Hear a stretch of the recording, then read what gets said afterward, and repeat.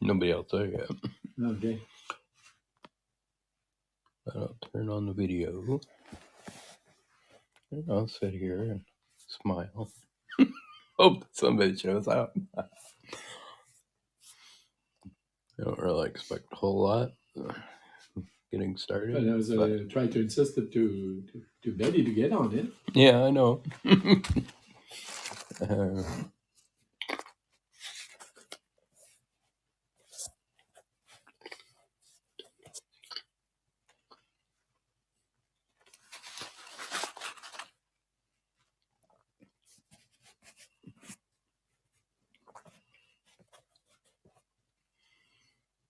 I like that you can, I can edit out this part afterwards. Okay. So I can take out as much so that people aren't just sitting and watching me eat Cracker Jacks on the recording, on the replay.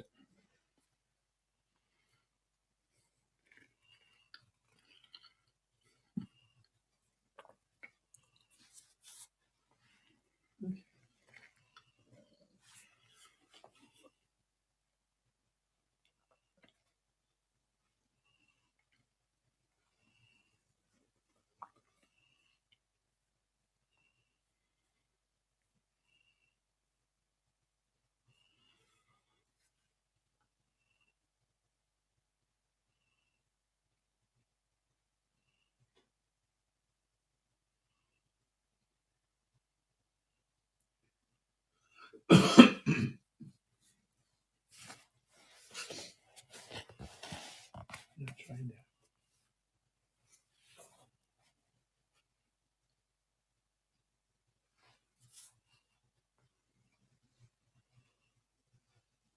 Hi everyone, it is Brian here from Briden Farm.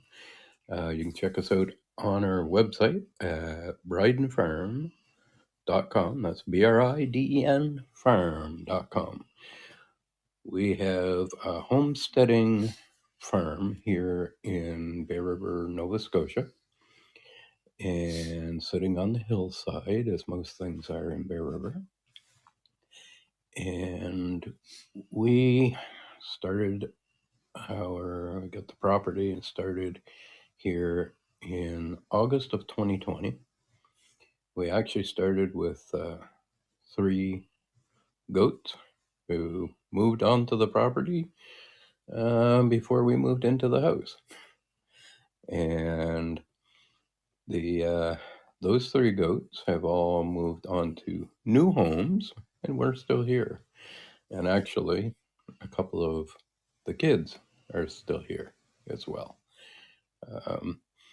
We practice regenerative farming techniques, rotational pastures. We have goats, mostly at this point Saanen dairy goats. The first ones we had were Nigerian dwarfs.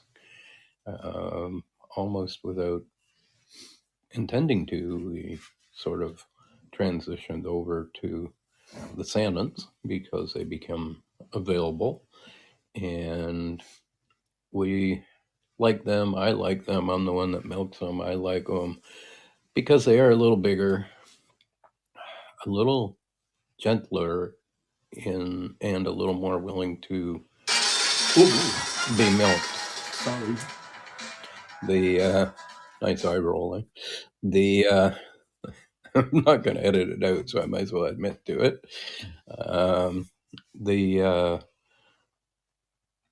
So try to catch my headspace again. Sorry for that, folks. So yes, Saanen goats, a little bit bigger, a little bit more gentle in that they seem to appreciate wanting to get milked, enjoying the milking process, and in some ways a little easier to handle. I find the smaller the goat, the more apt it is to try to jump a fence, go through a fence, or otherwise escape. Now, I should say that our goats have been very good. We keep them in rotational pastures with electric netting fencing, and we have had very little, if any, problem with that. I know some people seem to be concerned with having the kids, especially, get their heads stuck in the netting. I can't say it hasn't happened. It has happened once or twice, but we are usually there, especially if we're just introducing them, new kids or new goats to the netting. We will be there, stay there, watch, and generally, when they stick their head, so I'm not sure, it's probably like 4 inches, the netting. So for a kid, they can stick their head in. When they do, and they get that little electric pulse, they want to get out of there. So they either pull back, or in most cases, seem to push ahead. So if we're there, we can help them out of that situation. And by doing that, and I don't think I've ever had one. I've probably had it happen 2 or 3 times in the last couple of years. I don't think we have ever had one that has done it the second time. And we haven't really had any that have caused any major problems, or that the fence has caused any problems too. The but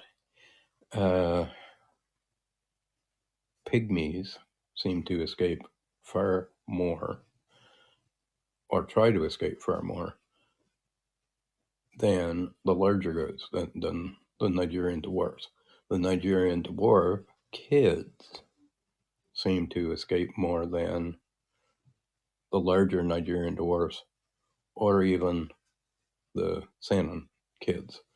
And so I find that the larger the goat, the more apt they are to stay in their pasture. And I do see Laura. Hi, Laura. I hope I don't scare you away. I invited somebody to talk last week. Don't feel that you have to, but I'm going to invite you to speak in case you'd like to.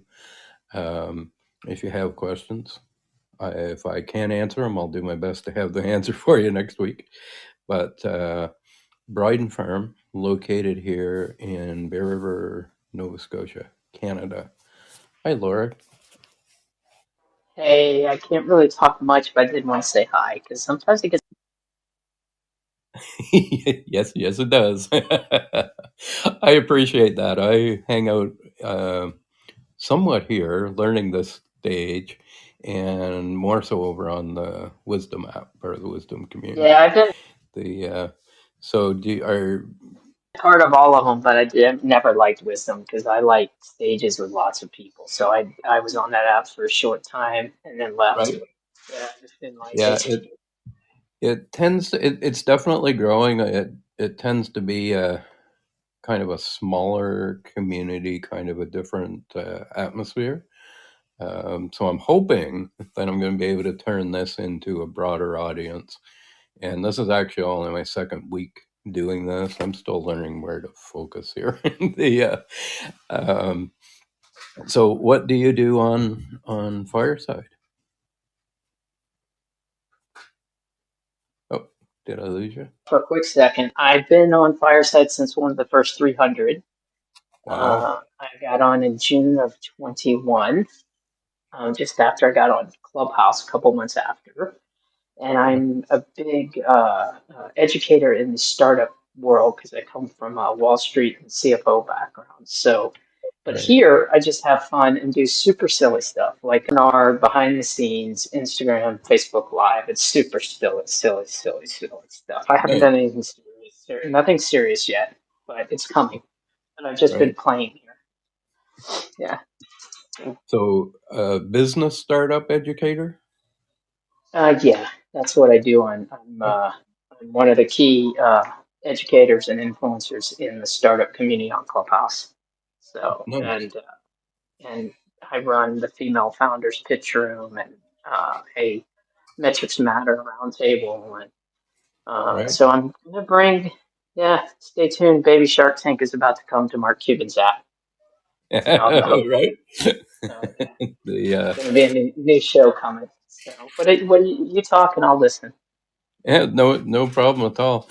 I appreciate your coming up and being willing, because it does kind of get lonely up here.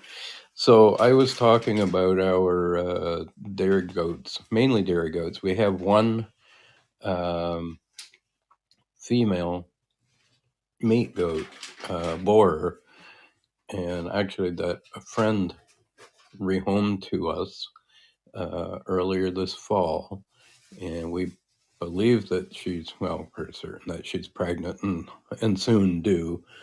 Um, Goats are tricky.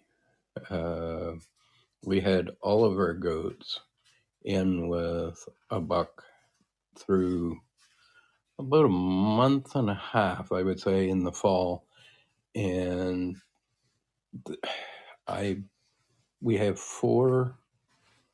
Actually, we had five adult does, and one has unfortunately met her demise. Um, some type of an accident, and we ended up having to put her down, unfortunately. But of the four that are remaining, I think there's probably only two that actually got bred. One of the ones that we have, who is Lucy, she come to us and she was already bred, and she, as a goat gets close to freshening or having their kids, there's some things to watch for. The and one of those things, obviously, is the belly swelling, but the other is usually, and it depends on the goat. Sometimes a month ahead, sometimes like the day of, their udder will swell, and so her belly, she's I'm going to say she's roughly 3 feet long from shoulder to tail, and probably a foot and a half or more wide at this point. And her udder is not dragging on the ground, but probably halfway. I almost feel sorry for her as I see her moving around, and just hope that her due date is soon so that she can get a little relief. Although it really doesn't seem to bother her. Probably bothers me more. the Oh, look at that. Oh, We you're fine. have, Where do you live? yep, in Bear River, Nova Scotia, Canada. And so I'm just guessing that perhaps you are in the U.S. Uh, I'm a And bit of a nomad, but I'm in Chicago. I have a crash pad in Chicago, and then I travel. But I'm in I, Chicago tonight. I love that. I do see that Skip has at least joined the audience, and I think I know which Skip that is. I have one of my best friends' name is Skip, and I just invited you to come up and talk if you want to. You're more than welcome, whether you're my best friend Skip or another Skip. the and uh, so, it's funny. This is only our second week doing this, and last week I invited somebody up, and they ran away as quick as I invited them up. But Skip, are you there? I am. Oh, look at that! And it is my friend Skip. Yeah, has absolutely nothing to do with farming, but I watched Skippy the kangaroo earlier today. Yeah, and so I too sort of consider myself a nomad, and have just been here at Briden Farm for a couple of years now. I've been blessed over the years to travel 10 Canadian provinces and 38 of your wonderful U.S. states. Actually, I usually say 37 plus Kansas. Um, Kansas was somewhat of an experience. We drove to the horizon 5 times, drove through the night. At about 2 a.m., the vehicle ahead of us hit a cow on the highway. And by the next morning, we drove, I think, to the horizon about 3 more times on our way to Colorado Springs. So I didn't have the best of experiences in Kansas. Maybe someday I'll get to go back and have a better experience there. But I really did enjoy my travels. And so at this point in my life, I'm quite happy to be surrounded by not only our goats, um, and Lucy that I was mentioning, I think she's getting pretty close to her freshening time, and looking forward to that. And they are actually all out on pasture tonight. The moved the fencing to a new location. Um, we work with rotational pastures and pasture under trees. Um, and I moved their fencing yesterday and put them out today. Even though it's February and we're here in Nova Scotia, Canada, we had temperatures into the teens today, Celsius, so about mid 50s Fahrenheit, which for this time of year, it's very welcome. Any time of year, the warmer temperatures are welcome. But the goats absolutely loved being in the new pasture, and so there's 4 adult does and 3 young kids that are all about 6 to 10 months old, and they turned them into their new pasture this morning. And they, at one point, shortly after putting them in and giving them their feed and their water, I looked, and so it's 7 goats, and I think they were standing on probably 10 feet because they were all up on the trees, on the bushes, fresh food. We move our goats at least every 30 days. And the reason we do it at least every 30 days is that keeps ahead of the parasite cycle. And that way we don't have to use wormers or other chemicals. So very naturally raised. We really, from spring to fall, we actually move them about every 5 to 12 days. And because what we're doing both here at Briden Farm and at a second location that we refer to as a barn property that we've been asked to farm, 7 acres of old burnout hayfield and a 1,200 square foot barn. We feel very blessed to have been asked to come over and work that property after they saw what we were doing here. And we introduced the goats into a piece of ground, depending on how many goats, of course, 1,000 to 1,500 square foot pasture, and put them in there for about 5 to 12 days, depending on how wet it is, how dry it is, the type of ground it is. And we then move them to a second pasture. And in many cases, we follow them with our pigs. We have heritage pigs, usually Berkshire pigs, which we actually just had.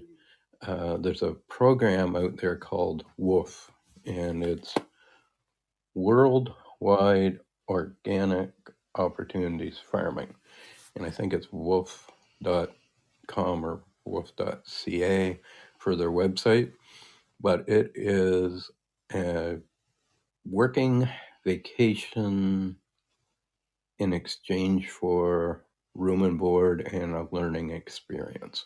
And we actually just had a young fellow